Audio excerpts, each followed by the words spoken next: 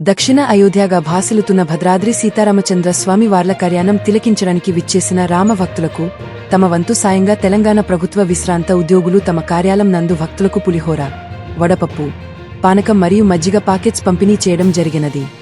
ఈ సందర్భంగా విశ్రాంత ఉద్యోగులు సంఘం అధ్యక్షుడు భూషణ్ రావు మాట్లాడుతూ రాముడి కళ్యాణం తిలకించడానికి వచ్చిన రామభక్తులకు మా వసున్నతు సహాయంగా వారి ఆకలిని తీర్చడం నాకు ఎంతో తృప్తినిస్తుందని తెలియచేశారు.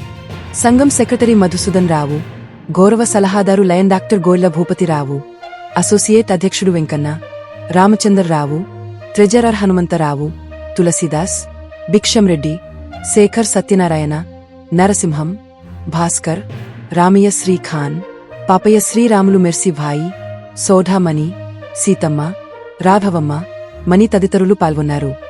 శ్రీరామనవమి సందర్భంగా ప్రతి సంవత్సరం మేము లాంఛన ప్రకారంగా ఈ కార్యక్రమాన్ని చేపడుతున్నాం. పులిహార,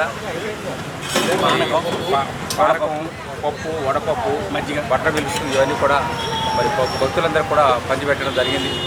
మరి ఈ సంవత్సరం మరి పెద్దవాళ్ళు చెప్పడం ఏంటంటే పురోహితులు ఈ సంవత్సరం సమస్యలు ఉన్నా సరే వాటిని అధిగమించి శ్రద్ధతోటి వాటన్నింటినీ తొలగబోతే చెప్తారు. అలాగే మనకైనా సమస్యలు వచ్చినా సరే ఆ భగవంతుడు శ్రీరామచంద్రుడు ఆ సమస్యలు తొలగించి మనందరూ కూడా సుఖ సంతోషాలతో ఉండాలని కోరుకోవడం జరుగుతుంది. ఏదేమైనప్పుడు కూడా ఇది ప్రతి సంవత్సరం మేము చేస్తున్నాం. సుమారుగా చాలామంది భక్తులు వచ్చి మా దగ్గర చాలా చేసి కూడా ఎవరో చేశారు, కానీ మాకు వాళ్ళు చాలా రుచిగా ఉన్నాయని కూడా మా అందరితో చెప్పడం జరిగింది. రుచిగుండి కూడా ఇంకొక కప్పు ఎక్స్ట్రా కూడా తీసుకోవడం జరిగింది. అన్నీ కూడా బాగున్నాయని చెప్పారు. చేసిన వాళ్ళకు కూడా ధన్యవాదాలు. ఈ కార్యక్రమంలో మాకు సహకరించే మీకు కూడా ధన్యవాదాలు తెలుపుకుంటూ సెలవు. ఈరోజు శ్రీరామనవమి.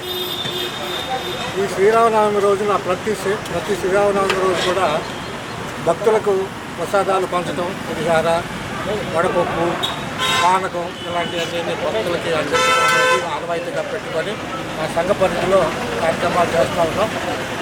ఈసారి మేము చేసిన ఈ ఏర్పాట్లలో భక్తులు చాలామంది ఉపయోగించుకున్నారు.